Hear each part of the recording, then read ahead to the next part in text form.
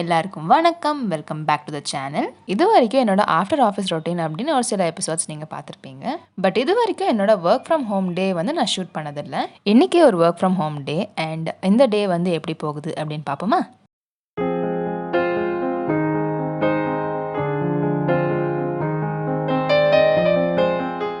எனக்கு weekly 1 day work from home இருக்கும். ஆனால் அது வந்து எந்த பர்ட்டிகுலர் டே இருக்கும் அப்படின்னு நமக்கு தெரியாது. வீக்கில் வந்து ஏதாவது ஒரு டே ஒர்க் ஃப்ரம் ஹோமாக இருக்கும். அந்த ஒரு டேக்காக வெயிட் பண்ணுற மாதிரி ஆயிடுச்சு. பிகாஸ் முன்னாடி பேண்டமிக் முன்னாடி எல்லாமே ஒரு ஹாலிடே கிடைச்சாலே அது ஒரு பெரிய ரிலாக்ஸேஷனாக இருக்கும். ஆனால் இப்போ எல்லாமே இந்த மாதிரி ஒரு ஒர்க் ஃப்ரம் ஹோம் கிடைச்சாலே அது வந்து ஒரு பெரிய ரிலாக்ஸேஷனாக இருக்குது. எஸ்பெஷலி இந்த அலாம் சவுண்ட் வந்து கேட்காம இருக்கிறது ஒரு பெரிய ரிலாக்ஸேஷனாக இருக்குது. எப்பயுமே நம்ம டீப் ஸ்லீப்பில் இருக்கும்போது இந்த அலாரம் வந்து ரிங் ஆகும் அண்ட் அந்த சவுண்ட் வந்து அவ்வளோ இரிட்டேஷன் கொடுக்கும். அதனாலேயே எனக்கு அலாரம் சவுண்ட் வந்து பிடிக்காமே போயிடுச்சு. But sometimes alarm is a life சேவியரும் கூட. இந்த ஃபோன் அலாம் எல்லாமே இருக்க முடியல அண்ட் இருந்தாலுமே ஒரு இரிட்டேட்டிங்காக இருக்குது. இதுக்கு என்ன சொல்யூஷன் அப்படின்றது எனக்கு தெரியலை. Back to the vlog. டெய்லியுமே நான் வந்து ஏர்லி மார்னிங் ஒரு 5:30 அந்த மாதிரி எந்திரிச்சிருவேன் ஆஃபீஸ் போகிறதுக்காக. அதனால இன்றைக்கி வந்து கொஞ்சம் எக்ஸ்ட்ராவாக தூங்கி கொஞ்சம் ஒரு 7 அந்த மாதிரி எந்திரிச்சேன்.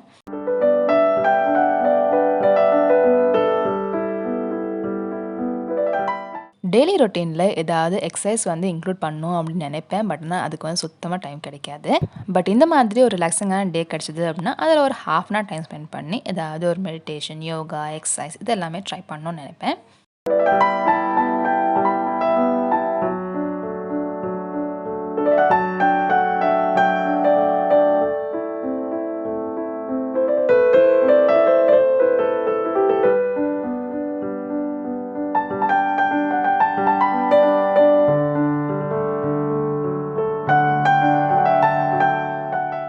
மார்னிங் பிரேக்ஃபாஸ்ட்டுக்கு அம்மா வந்து இடியாப்பமும் தேங்காய் பால் செஞ்சாங்க. டெய்லி எல்லாருமே சீக்கிரம் கிளம்பிடுவோம். அதனால ஏதாவது டிஃப்ரெண்ட்டான ரெசிபிஸ் வந்து ட்ரை பண்ணோம் அப்படின்னா அதுவுமே முடியாது. அதனால இந்த மாதிரி ஏதாவது ரிலாக்ஸிங்கான டேஸில் வந்து டிஃப்ரெண்ட்டான ரெசிபிஸ் எல்லாமே ட்ரை பண்ணுவோம்.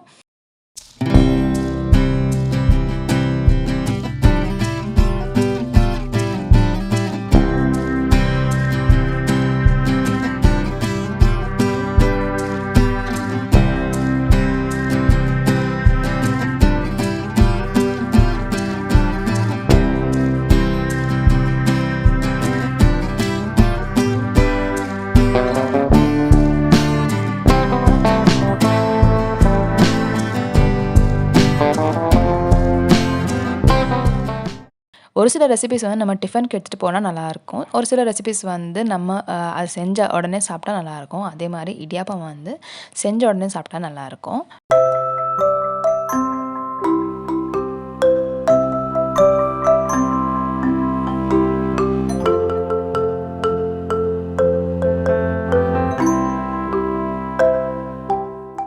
ஒரு குயிக் ஷவருக்கு அப்புறம் நான் வந்து ஒர்க் பண்ண உட்காந்துருவேன். நான் இப்போ வந்து லேப்டாப் ஓப்பன் பண்ணேன் அப்படின்னா அது வந்து க்ளோஸ் பண்ணுறதுக்கு 8 hours ஆகுமா இல்லை 12 hours ஆகுமா அப்படின்னு எனக்கே தெரியாது. சம்டைம்ஸ் நான் வந்து பிரேக் எடுத்து ஒர்க் பண்ணுவேன். சம்டைம்ஸ் வந்து நான் பிரேக் எடுக்காமல் கண்டினியூஸாக அப்படியே உட்காந்து ஒர்க் பண்ணி முடிச்சிருவேன். But that's not right. Because நம்மளுடைய பிரேக் வந்து நம்ம தான் எடுக்கணும். யாரும் அது வந்து நம்ம எடுக்கிறோமா இல்லையா அப்படின்னு யாருமே பார்க்க மாட்டாங்க. எஸ்பெஷலி நம்ம ஒர்க் ஃப்ரம் ஹோமில் இருக்கும்போது நம்மளுடைய பிரேக்ஸ் வந்து நம்ம தான் பார்த்துக்கணும்.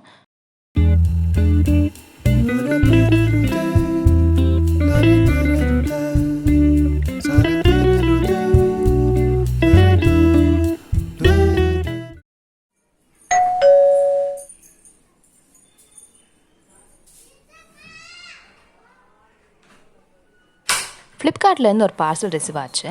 ரீசெண்டாக ஒரு ஷார்ட் குர்த்தி வந்து ஆர்டர் பண்ணியிருந்தேன் அண்ட் அது வந்து ரிசீவ் ஆச்சு இன்றைக்கி. எனக்கு வந்து பிராண்ட் ஸ்பெசிஃபிக்காக போகிறத விட எனக்கு வந்து அந்த ட்ரெஸ் வந்து வேர் பண்ணால் கம்ஃபர்டபுளாக இருக்கணும். அதே மாதிரி அந்த கலர், ஃபிட் இது எல்லாமே நல்லா இருக்கணும். அது மட்டும் பார்ப்பேன். எப்போயுமே ஏதாவது ஒரு பார்சல் வந்துச்சு அப்படின்னா அது வந்து உடனே அது வந்து பார்சலை பிரித்து பார்த்து அது எப்படி வந்திருக்கு அப்படின்னு பார்த்துருவேன். எப்போயுமே ஓப்பன் பண்ணும்போது ரெக்கார்ட் பண்ணுறதும் ரொம்ப இம்பார்ட்டன்ட். பிகாஸ் அது வந்து ஏதாவது ஒரு டேமேஜ் இருந்துச்சு அப்படின்னா இல்லாட்டி ஏதாவது ஒரு டிஃபால்ட் இருந்துச்சு அப்படின்னா நம்ம வந்து எக்ஸ்சேஞ்ச் ஆர் ரீஃபண்ட் கேட்கலாம். நான் வாங்கினது வந்து ஒரு காட்டன் குர்த்தி. அதில் வந்து கொஞ்சம் ஒயிட் கலரில் பிரிண்டடான டிசைன்ஸ் எல்லாமே இருக்குது. ஆன்லைனில் இருந்ததை விட நேரில் வந்து கலர் ரொம்ப நல்லா இருக்குது, பிரைட்டாகவும் இருக்குது. அண்ட் ஆல்சோ இது வந்து காட்டன்ன்றதுனால நான் வந்து ஒரு சைஸ் எக்ஸ்ட்ராவாக ஆர்டர் பண்ணேன்.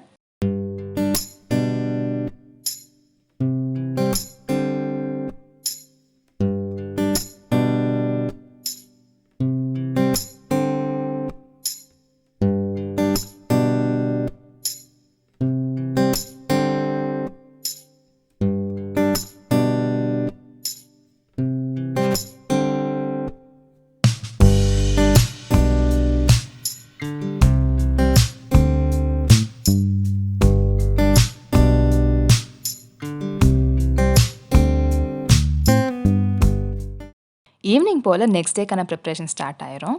எப்பயுமே ஒரு 2 டேஸ்க்கான ட்ரெஸ் மட்டும் அயர்ன் பண்ணி ரெடியாக வச்சுருப்பேன்.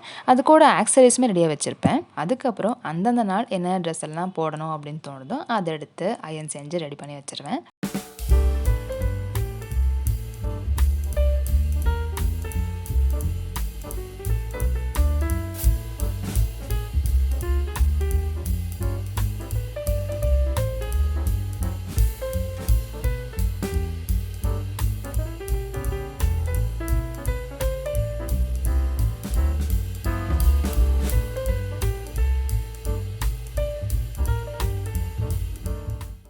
ஈவினிங் போல் கிளைமேட் வந்து ரொம்ப க்ளவுடியாக இருந்துச்சு. அது மட்டும் இல்லாமல் அப்பப்போ கொஞ்சம் கொஞ்சமாக மழையும் இருந்துச்சு. அதனால அந்த கிளைமேட்டுக்கு ஏதாவது சூட சாப்பிட்லாம் அப்படின்னு மிளகா பஜ்ஜி ட்ரை பண்ணோம். மிளகா பஜ்ஜி வந்து எங்கள் வீட்டில் எல்லாருக்குமே ஃபேவரட். இந்த மாதிரி ஒரு கிளைமேட்டில் ஸ்பைஸியாக ஏதாவது சாப்பிட்ணும் அப்படின்னா ஃபஸ்ட்டு வந்து மைண்டுக்கு ஃப்ளாஷ் ஆகிறது வந்து மிளகா பஜ்ஜி. அதுக்கடுத்து மசால் பூரி.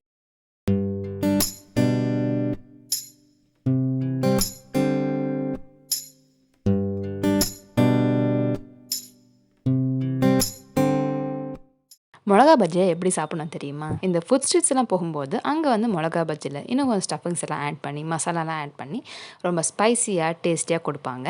ஆனால் நம்ம வந்து மிளகா பஜ்ஜியில் வந்து லைட்டாக இந்த மாதிரி ஸ்லைட் பண்ணி அதில் வந்து தாராளமாக ஆனியன் ஆட் பண்ணிக்கலாம், சாப் பண்ண ஆனியன்ஸ்.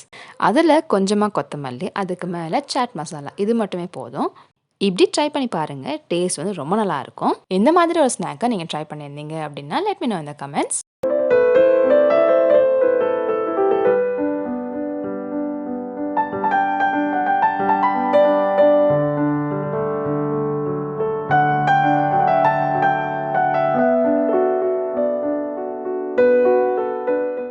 இந்த எபிசோட் இன்ட்ரெஸ்டிங்காக இருந்துச்சு அப்படின்னா லைக் பண்ணுங்கள் அண்ட் சப்ஸ்கிரைப் பண்ணுங்கள். அண்ட் சீக்கிரமாக அடுத்த ஒரு இன்ட்ரெஸ்டிங்கான எபிசோடில் பார்க்குறேன்.